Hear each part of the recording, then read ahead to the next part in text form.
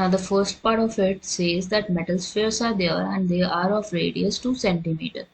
They are packed into a rectangular box of internal dimension 16, 8 and 8. अब क्या कर रहे हैं, पैकिंग हो रही है किनकी, मेटल स्फीयर की.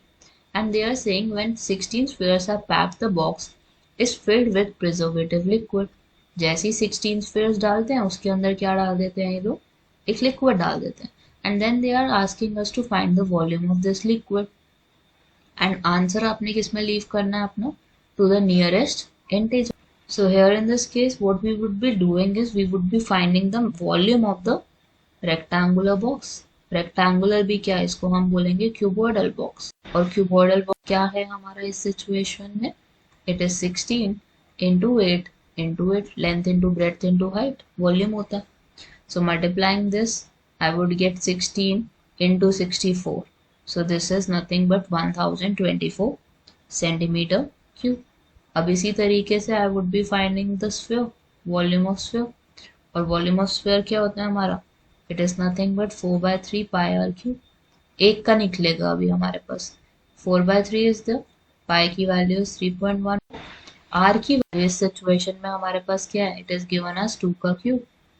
सो solving this complete value I would have 4 into 8. 4 into 8 is nothing but 32. 32 को किससे मल्टीप्लाई करोगे, 3.14 से, divided by 3. Now multiply 32 with 3.14. It will give you 100.48 divided by 3. So the value you get for one sphere is 33.49 centimeter cube.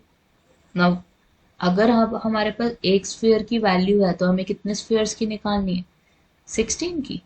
Volume of 16 spheres क्या हो जाएगा, multiplied with 16. So multiplying these two आपको क्या मिल जाएगा, you would get 535.84 centimeter cube. This is the volume of 16 spheres. 16 spheres के volume. Now we need to find the volume of the liquid. और volume of liquid कैसे निकलेगा, total हमारे पास volume है 1024 और 16 स्फीयर से कितना भर गया, 535.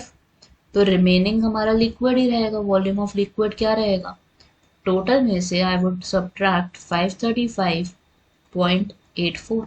तो माइनस करोगे तो आपके पास रिजल्ट क्या आ जाएगा, 488.16 सेंटीमीटर क्यूब. बट हमें अपना आंसर कहाँ पे छोड़ना है, नियरेस्ट इंटीजर पे. इंटीजर लिखना है हमें. तो आई कैन अंडरस्टैंड कि ये जो वैल्यू है ये 89 की तरफ नहीं जा रही है, ये किसकी तरफ जा रही है, 488 की तरफ.